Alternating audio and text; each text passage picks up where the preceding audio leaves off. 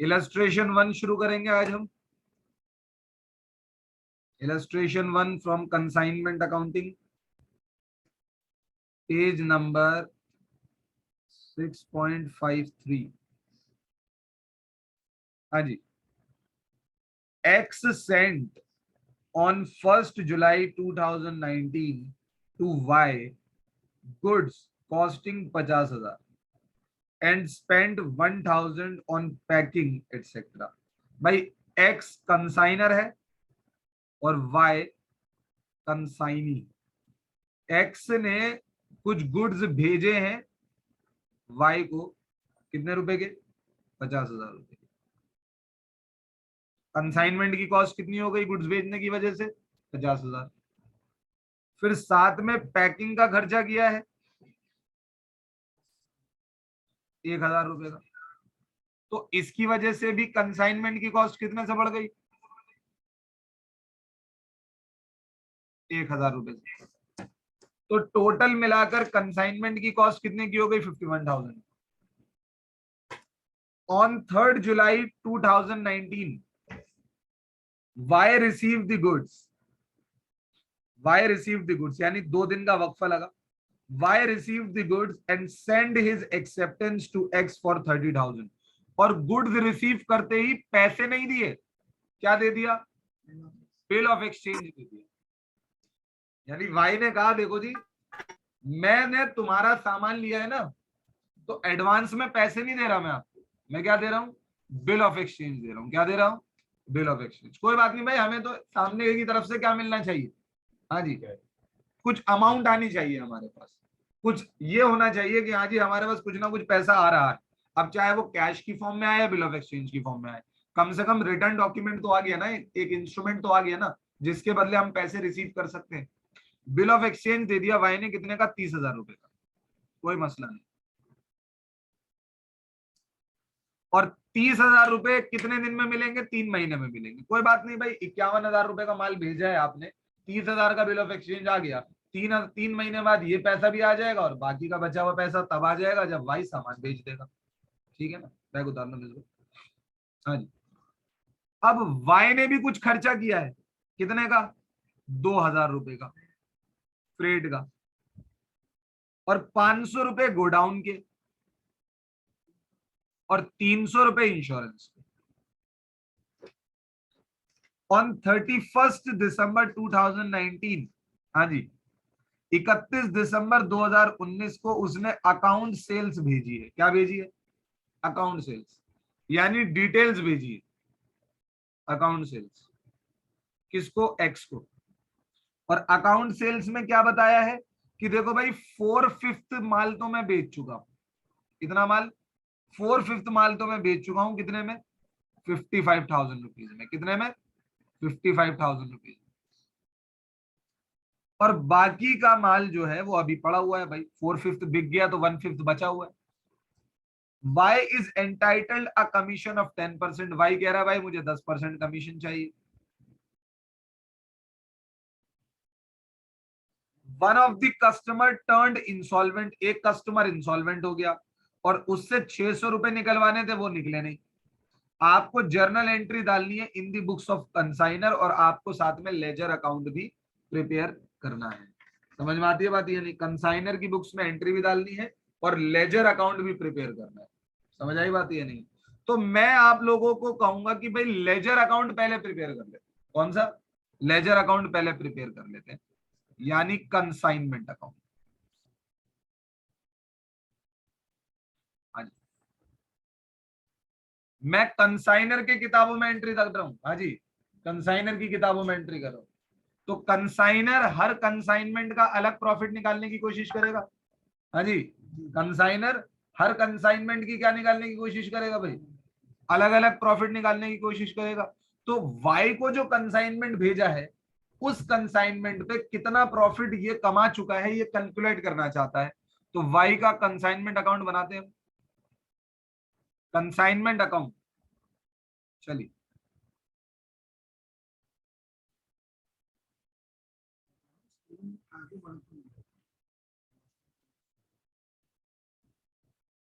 Particulars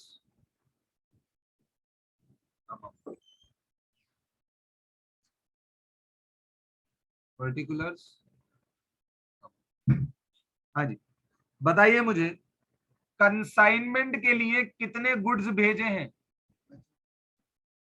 goods Saint on consignment. भाई consignment पर जो गुड्स भेजे हैं उसकी वजह से कंसाइनमेंट की कॉस्ट कितने से बढ़ेगी? 50,000 से बढ़ेगी। फिर कंसाइनर ने इस कंसाइनमेंट के लिए खुद खर्चा किया तो कंसाइनमेंट की कॉस्ट और कितने से बढ़ेगी? 1,000 रुपए से। बताओ हाँ या ना?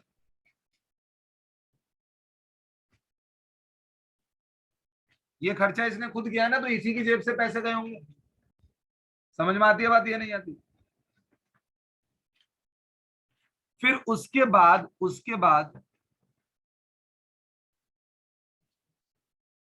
कंसाइनी ने कुछ खर्चे किए हैं, जैसे कि 2,000 रुपए का। हाँ जी, 2,000 रुपए के क्या पे किए हैं?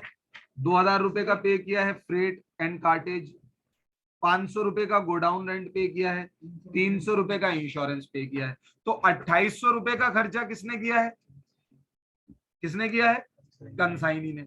तो कंसाइनी को आप क्या कर देंगे? यहां पर कंसाइनमेंट अकाउंट में डेबिट कर देंगे, कितने से? 2,800 रुपए से। बताओ हाँ या ना? बताओ मुझे, समझ में आती है बात, ये नहीं आती? भाई देखो, ये यस सर। सारी चीजें कंसाइनमेंट की कॉस्ट को बढ़ा रही हैं। जित 50,000 रुपए का सामान आपने भेजा उसकी वजह से कंसाइनमेंट की कॉस्ट बढ़ गई। 1,000 रुपए का खर्चा आपने किया तो 1,000 से कंसाइनमेंट की कॉस्ट बढ़ गई। और ये खर्चा कंसाइनी ने किया तो इसकी वजह से और कंसाइनमेंट की कॉस्ट बढ़ गई। बताओ हाँ या ना? जो भी खर्चा उस कंसाइनमेंट पर हो रहा है उसकी वजह से कंसाइनमेंट की कॉस्ट क्या हो रही है? बढ़ रही है। समझ आती है बात, ये नहीं आती? बताओ मुझे।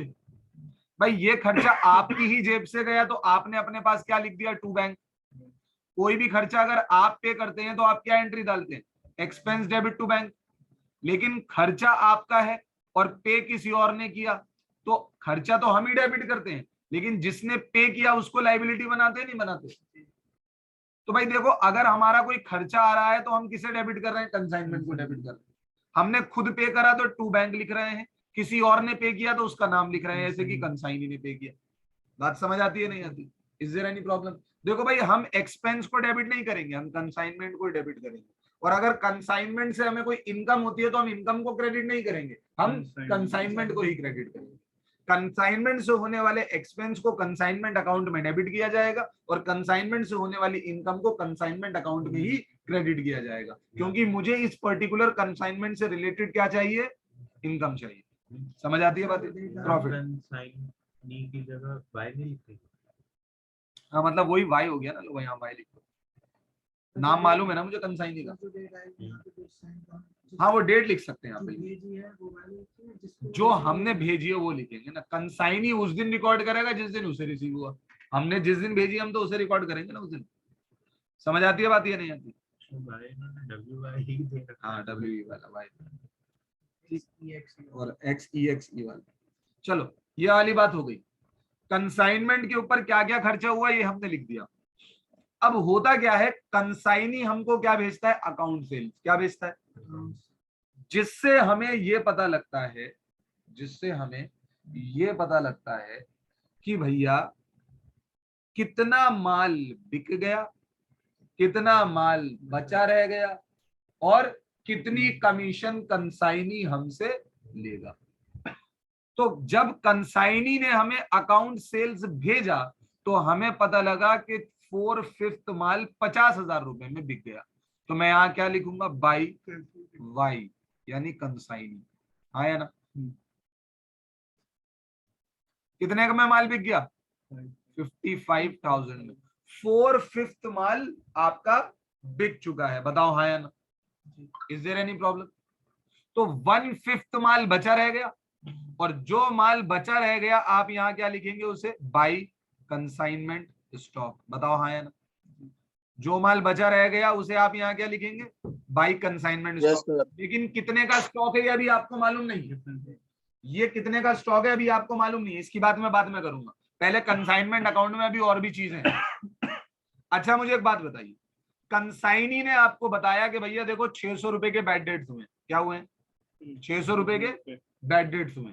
तो मुझे एक बात बताइए, आपने 55,000 से, कितने से, 55,000 से अपनी इनकम क्रेडिट करी, बताओ हाँ या ना। लेकिन फौरन आपको पता लगता है कि ये 55,000 आपको मिलने नहीं वाले, इसमें से कितने नहीं मिलने वाले, 600। अब 600 नहीं मिलने वाले तो आपको क्या करना पड़ेगा, उन्हें यहाँ डेबिट करना पड़ेगा, हाँ या ना। भाई बैड डेट,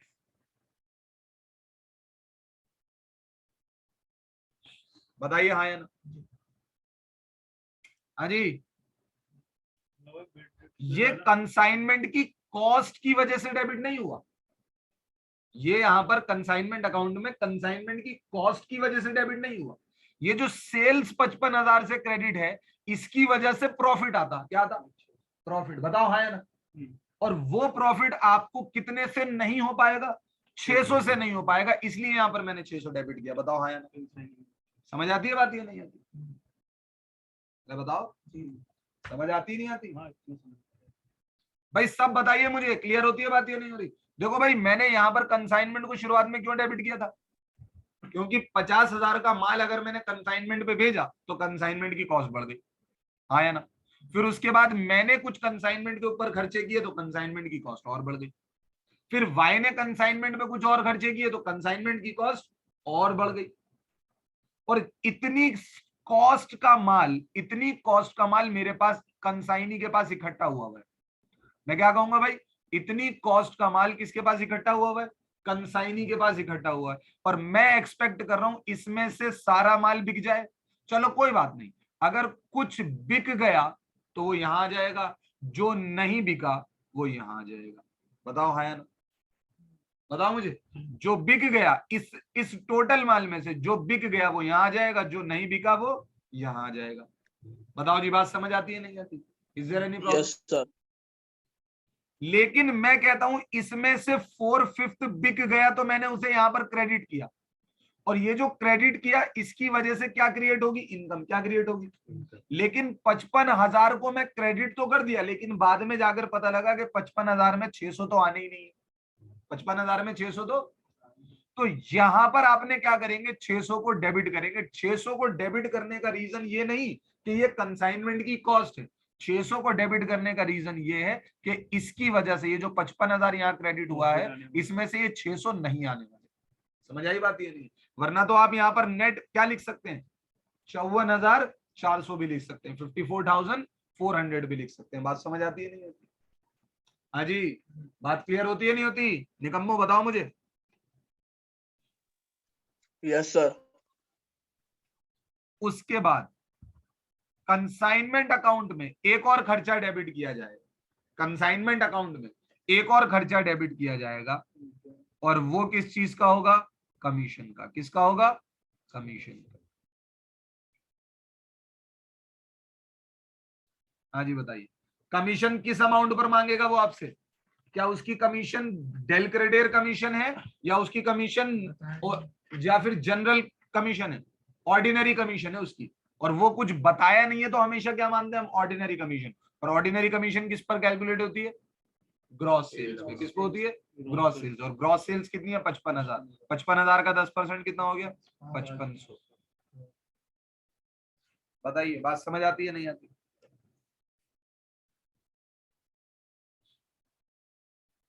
समझ आई बात या नहीं। अब बात ये आती है कि सर कंसाइनमेंट स्टॉक कितने से आएगा, कंसाइनमेंट स्टॉक कितने से आएगा। कैलकुलेटर उठाइए अपना अपना, कैसे भाई, किसका अमाउंट है, 55,000 प्लस मल्टीप्लाई क्यों कर दिया,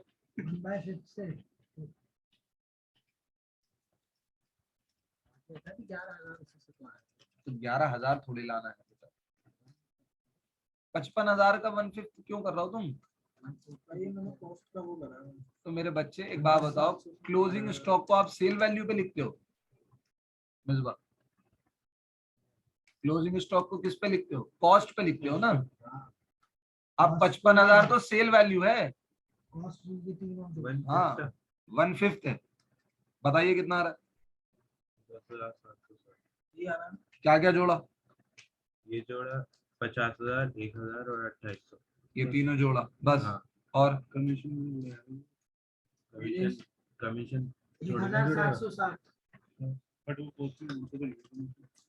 कमीशन कॉस्ट में एक नहीं 50,000 1,000 प्लस 2800 नहीं आएगा मेरे बच्चे। रुको ना, रुको रुको, मैं बता रहा हूँ। अबे रुक तो जाओ, सब्र तो कर लो, पहले ही बोलने लग जाते हो।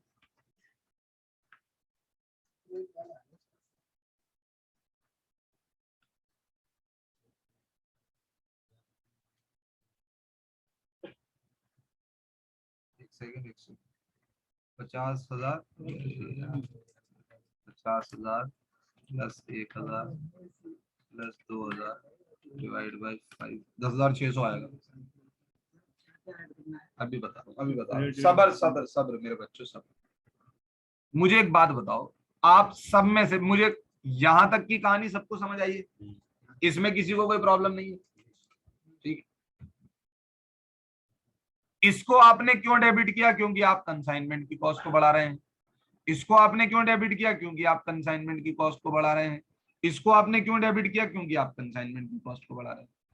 इन दोनों को डेबिट करने का रीजन क्या है?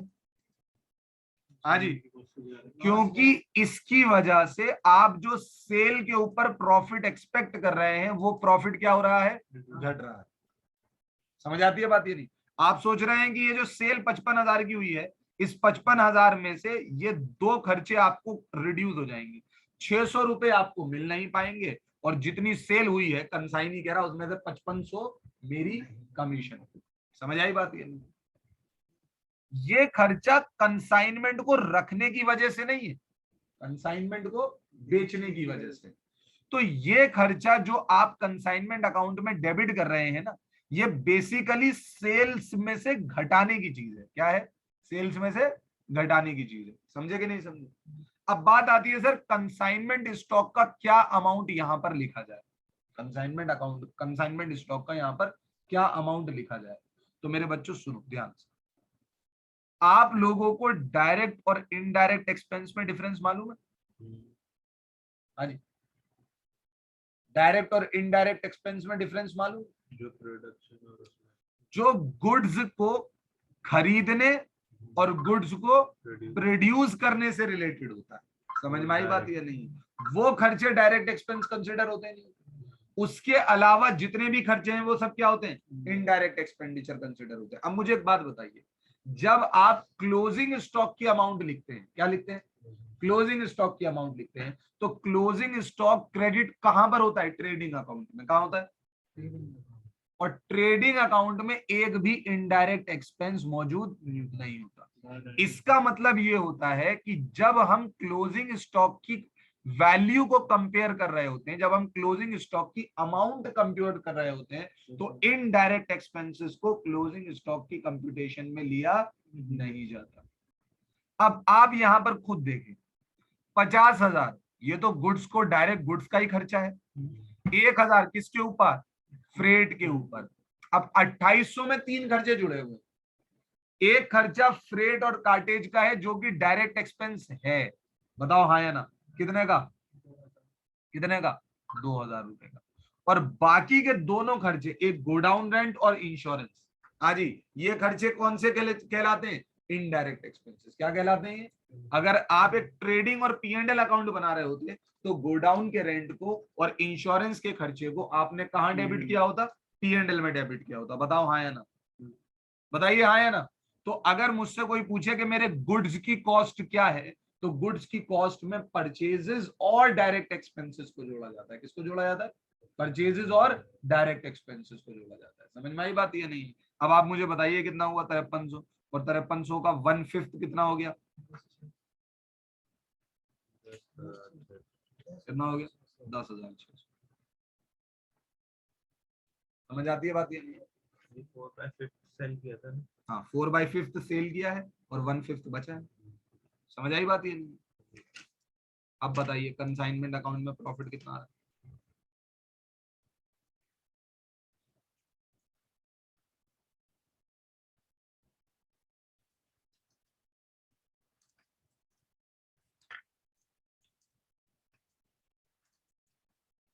इस प्रॉफिट को कहां ट्रांसफर करेंगे? P&L अकाउंट में, क्योंकि हर कंसाइनमेंट का प्रॉफिट कहां कहां भेज देंगे? P&L में भेज देंगे। कितना आ रहा? 5700।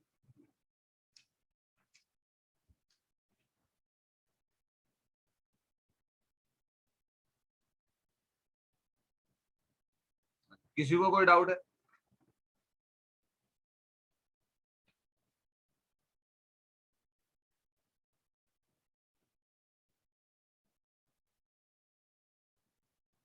बेटा ट्रेडिंग और P&L अलग अलग बनाया ही क्यों जाता है?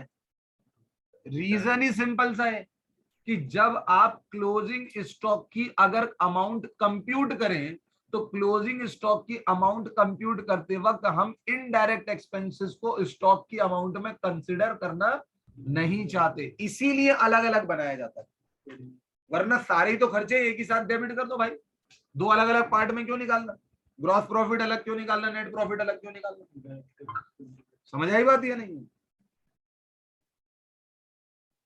अरे बात समझ आती ही नहीं आती निकम्मो? Yes sir, clear. हाँ भाई, दिपाशा, अतुल, जवाद, बताइए। किसी को भी कोई दिक्कत हो बेटा कोई बात नहीं, आप पूछ सकते हैं, मैं बता दूंगा, कोई मसला नहीं।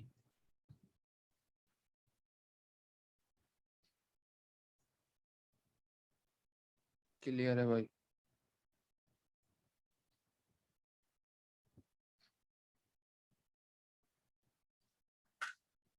चलो, एक और इंपॉर्टेंट अकाउंट है और वो है कंसाइनी अकाउंट। कौन सा अकाउंट है?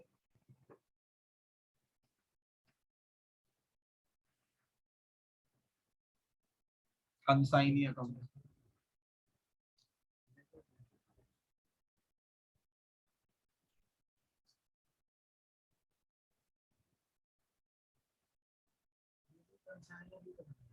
ये भी कंसाइनर ही बना रहे। अच्छा, कंसाइनी ने हमें सबसे पहले क्या भेज दिया था? Bill of exchange. क्या भेज दिया था? अभी उसने कोई माल नहीं बेचा था, लेकिन एडवांस में आपको क्या कर दी थी? पेमेंट। और जो बंदा हमें एडवांस में पेमेंट कर दे वो हमारे लिए क्या बन जाता है? लाइबिलिटी।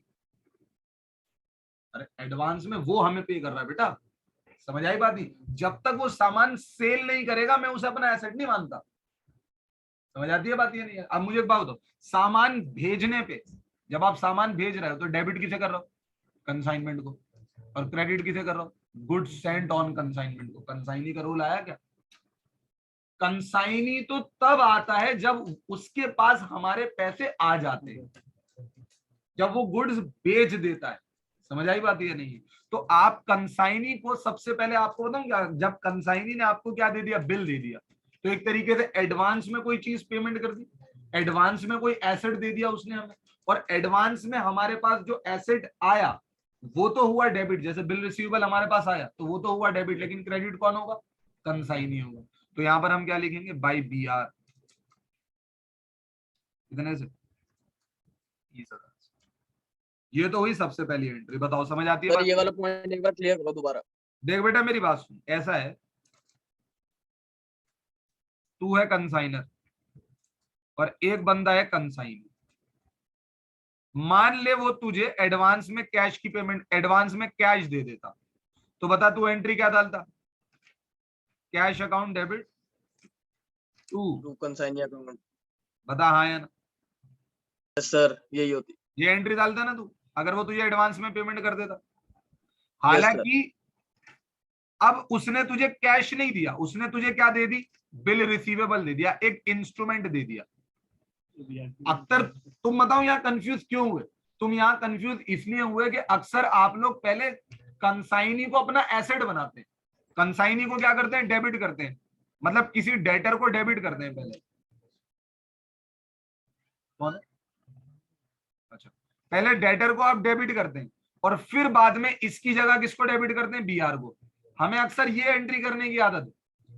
समझ में आती है बात या नहीं आती? लेकिन इस बार ये एंट्री हुई नहीं है, डायरेक्ट आपके पास क्या आया है? बिल आया है। समझ में आई बात या नहीं?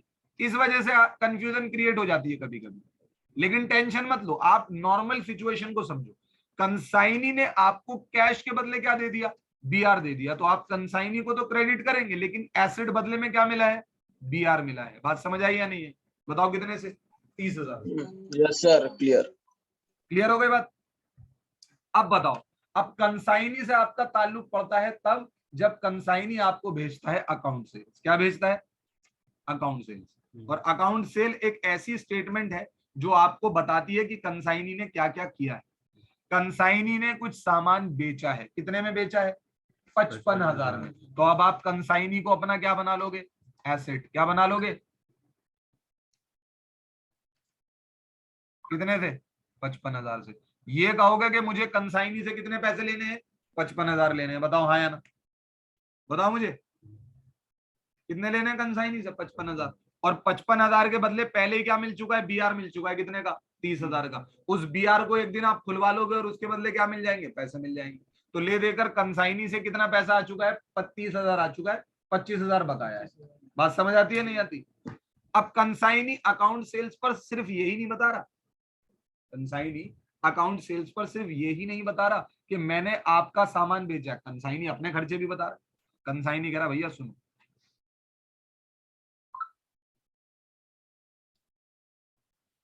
कुछ एक्सपेंसेस हुए हैं मेरे एंड में। क्या हुए हैं? एक्सपेंसेस। कितने के? 2800 रुपए के। 600 रुपए के बैड डेट्स भी हुए हैं, पहले ही बता रहा हूं, नहीं मिलने के पैसे। तो इसकी वजह से 3400 रुपए की वजह से कंसाइनमेंट, कंसाइनी से आपका अकाउंट क्या हो जाएगा? घट जाएगा। बताओ हाँ या ना? हाँ जी, समझ आती है बात? आप कहते हो भाई कंसाइनी से 55,000 रुपए लेने, वो कहता है 30 का बीआर दे चुका हूँ, 3400 रुपए का ये हो गया खर्चा प्लस नुकसान, तो 3400 से मेरे अकाउंट को और घटा दो। समझ आई बात ही नहीं? और दूसरी बात, मुझे आपसे क्या चाहिए? कमीशन। क्या चाहिए? तो उस कमीशन की वजह से भी क्या करेगा? मेरा अकाउंट घटेगा। बताओ हाँ या ना? कितना कमीशन चाहिए? 5500। भाई कंसाइनी को आपने 55,000 से डेबिट बैलेंस बढ़ा रखा है, इसका मतलब ये है कि 55,000 कंसाइनी से लेने हैं, लेकिन कंसाइनी ये 55,000 आपको किस किस रीजन की वजह से नहीं देगा? 30,000 नहीं देगा क्योंकि बिल दे चुका है, 3400 इसलिए नहीं देगा, 2800 का खर्चा हुआ है और 600 रुपए के बैड डेट हो गए हैं, 5,500 इसलिए नहीं देगा क्योंकि कमीशन है उसकी। समझ आती है बात ही नहीं? बाकी के बचे हुए पैसे आपको कंसाइनी से मिल जाएंगे और आप उसकी एंट्री डाल देंगे बाई बैंक बैलेंसिंग फिगर।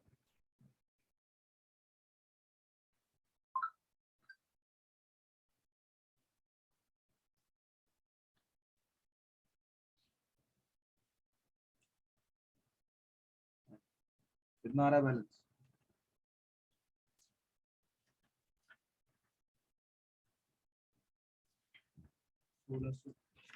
16,100।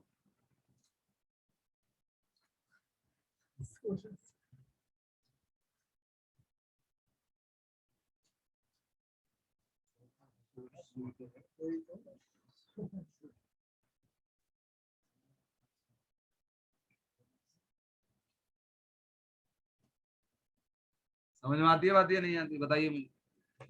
ये दो इंपॉर्टेंट लेजर अकाउंट है जो आपको क्वेश्चंस में बनाने पड़ सकते हैं। बात समझ आती है नहीं आती? बताइए मुझे। इस यस सर, प्रॉब्लम। क्लियर।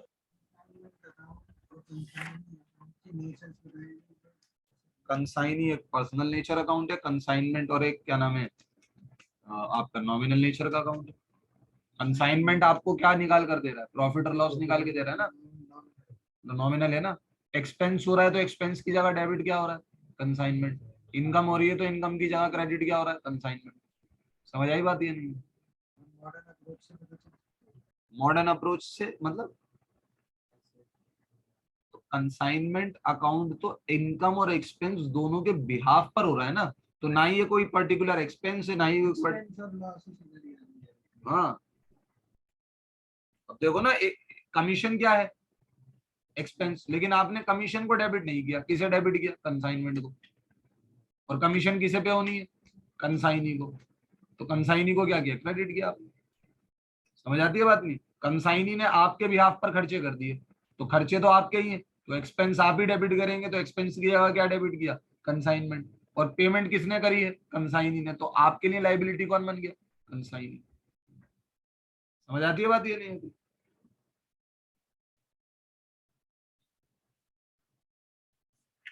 बताओ जी, क्लियर होती है बात या नहीं होती?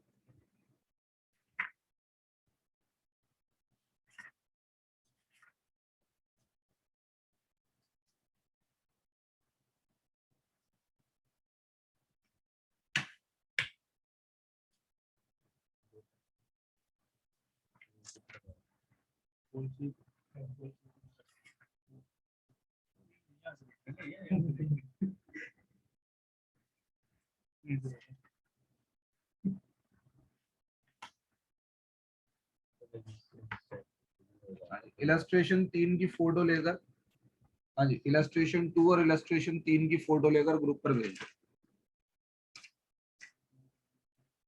इलस्ट्रेशन 2 में एक तरीके से सेम क्वेश्चन है पूरा। जर्नल एंट्रीज नहीं डलवाएंगे। जर्नल एंट्री आप खुद डालेंगे ना।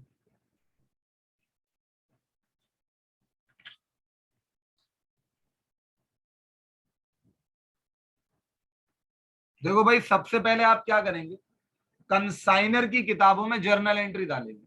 ठीक है जी, किसकी किताबों में? कंसाइनर की किताबों में जर्नल एंट्री डालेंगे। फिर उसके बाद इलस्ट्रेशन 2 करेंगे, तो इलस्ट्रेशन 2 बिल्कुल आपको एग्जैक्टली सेम मिलेगी। क्या मिलेगी? बस उसमें जर्नल एंट्री कंसाइनर की किताबों में नहीं करनी होगी, कंसाइनी की किताबों में करनी होगी। वो मैंने आपको वैसे सिखाई नहीं, लेकिन देखता हूं आप कितना दिमाग लगाकर कंसाइनी की किताबों में एंट्री डाल सकते हैं।